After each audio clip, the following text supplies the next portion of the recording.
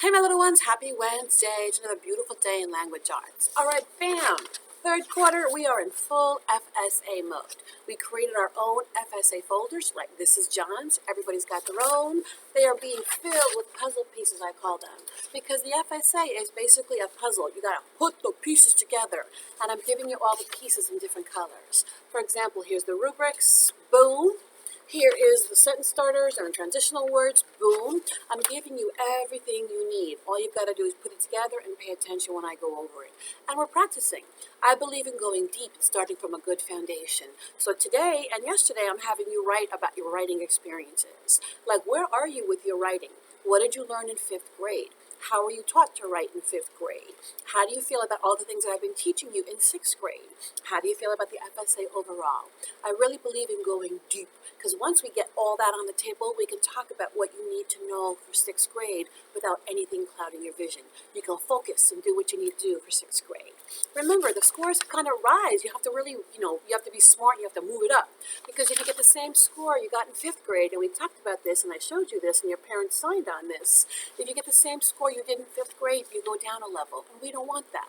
The reading score and the writing score are combined, and that's your level for 7th grade. Where you place in 7th grade depends on the score. So let's say you get a level 4. You don't have to take a reading class. You get 2 electives. If you have a certain level 3, certain number of points, you only get 1 elective, which is cool, and then you have a reading class, which is cool. However, I hear that most of you want to take 2 electives and not have a reading class. So you got to really work and pump up your writing score and your reading score. Parents, FYI, the writing is April 2nd. We get back from spring break, we rub, the sleep out of our eyes, and bam, we're testing. Then our reading is May 5th and 6th. So they combine those 2 scores, and that's your level. And the level level is according to where you're placed for next year.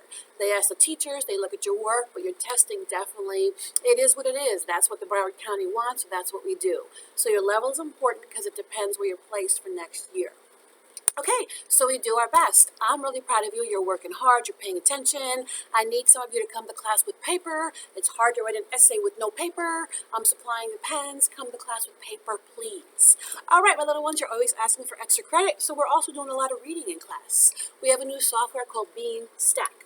Not Beanstalk, Bean Stack. I had you log in class and log in some minutes.